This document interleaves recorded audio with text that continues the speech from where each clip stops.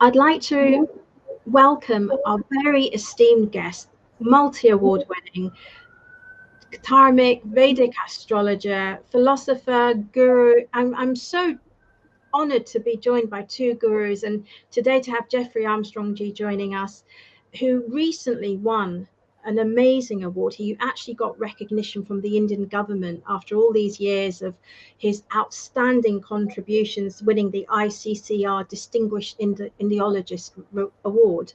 So welcome, Jeffrey G, very much. We're honored to have you join us. Thank you, Saloni. Om Gurubhyo Namaha. But Satish ji, so good to see you always. Jeffrey G, it's a pleasure, and I'm delighted to be able to participate in this welcome and also this celebration of this remarkable achievement. So sincere congratulations and heartfelt congratulations to you. An amazing achievement, long overdue. Absolutely. Please tell our audience, a little bit of your journey, because I know you're a regular on the Festival of Bharat channel, but here on the sister channel, Chitty Media, some of our audience might not be too familiar with your work. And you've done so much for them to learn from. Kindly just give us a little bit of yourself in a nutshell. All right. Well, you just invoked it unknowingly because the Pope's been visiting some very interesting places, don't you think? Yes. I mean, it's a bit surprising and unprecedented. So when you said celebration, I remembered the story of the Pope in the Vatican one day in the Vatican Library, and he's screaming, "No, no, no, I knew it. No, no." And a bunch of the cardinals come in and say, "Your Holiness, what is it?" And he says, "The word is celebrate." Fantastic. Instead of celibate, of course. Well, I was going to let you deliver the punchline, but it's a welcome opportunity to celebrate.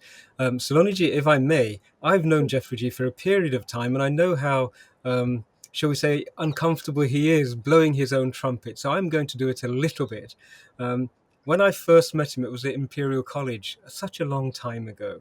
And it was an ungodly hour, shall we say, early in the British morning. And he was delivering a conversation and a talk about Dharma. And when I heard it, I was deeply, deeply moved. It filled in so many gaps which I had been sort of struggling with. And I recognized that what we had here was not only somebody who appreciated Sanatana Dharma, not only somebody who had intellectually accumulated a great deal of ideas, but somebody who had actually incorporated it into his being. And there was an integrity, not just of what he knew, but of what he said. And as I later came to know, what he actually believed in and what he then implemented in his life. And so that drew me to him. And we had some wonderful exchanges at that time. And we've remained very, very close ever since. I've been blessed to receive some wonderful words from Jeffrey G. And like all of us, his latest contribution was the Bhagavad Gita, a radical translation. And it's a translation which will help many, many English speakers for many years to come. It's one of those sevas which seems to be limited in time until you understand what it is. When you really immerse yourself in it, you can see the ripples that are going to flow out from what he has done across time. And we are indebted to him. And I'm really delighted that the Indian government recognized him. One of our mischievous sort of conversations that we have from time to time is this idea that it's unrefined, it's almost sort of uncivilized for one human being to study another human being. That's not something that resonates in our hearts. We learn from each other, but we don't scrutinize and study each other. But the whole profession of Indology was a profession of actually scrutinizing another human being.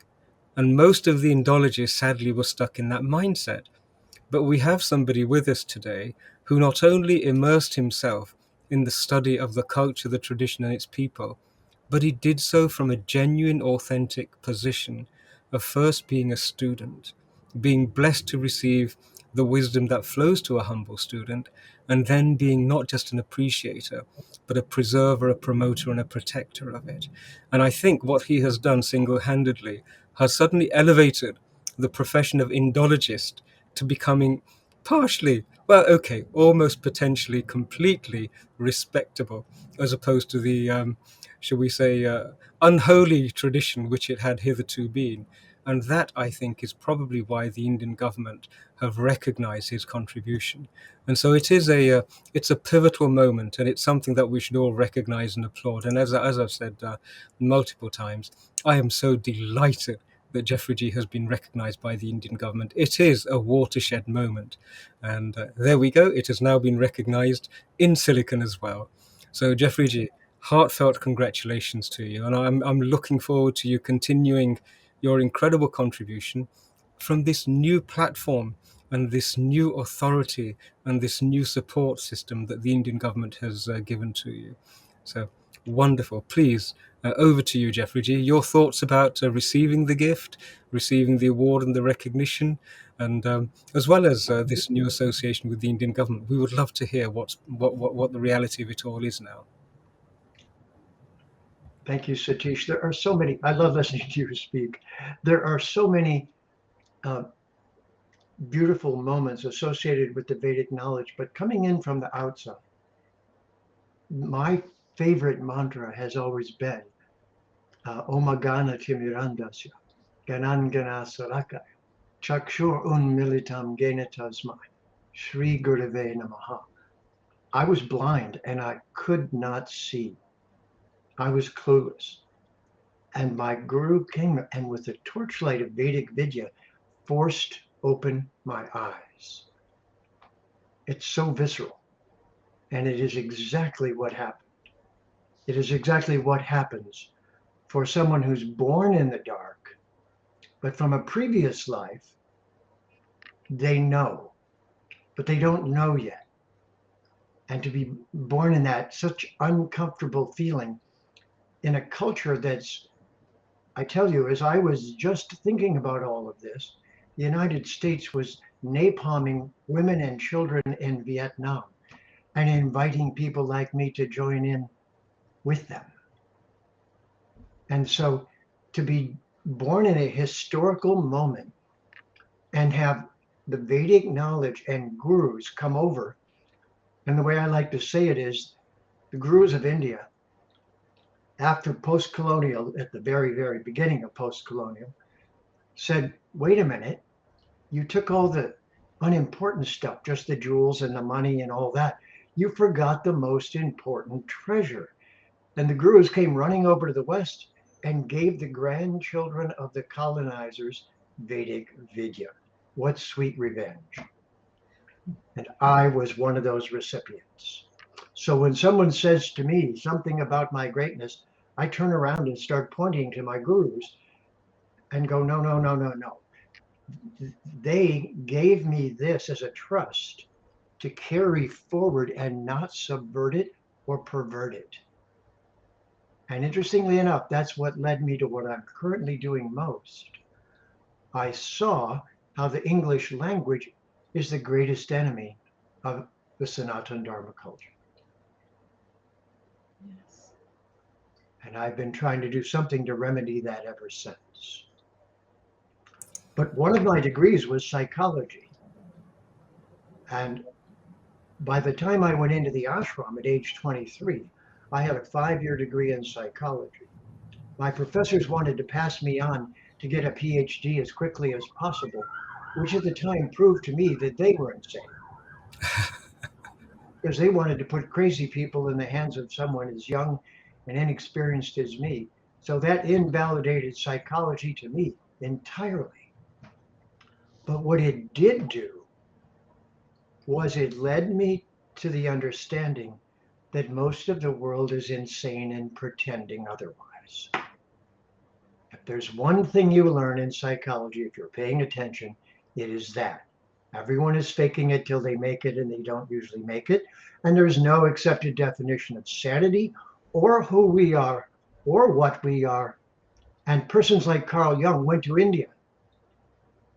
And one of my favorite quotes of Carl Jung was a letter he wrote to a friend of his in the United States. And he said, I have just seen the truth bare, naked in front of my eyes. I have seen Shiva and Durga, and now I understand. But I cannot share this with the West because they will not allow me. And so I'm going to call them, you knew exactly who they were. He said, I'm going to call them Anima and Animus. I'm going to give them names they'll allow in academia. And I was breastfed on Carl Jung. Oh, joy. Amazing, amazing. Getting behind it was the secret.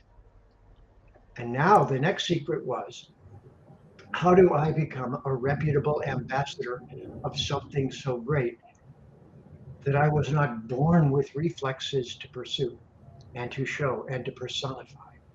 And this has been the puzzle, and it has led me down the linguistic road that the Bhagavad Gita comes alive emerged from, which is to start actually learning how to give credit to the Bharatiya culture and its own terms. And I believe this is, you and I have this as our contract. It's true. It's true.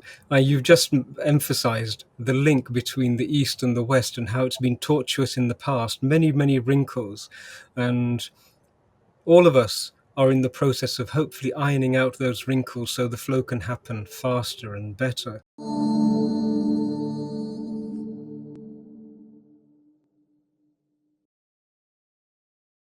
Please remember to subscribe to us and switch on the notifications for this channel. For our other social media links, more content, and to support our work, please visit citti.net. Dhanyavad. Namaskar.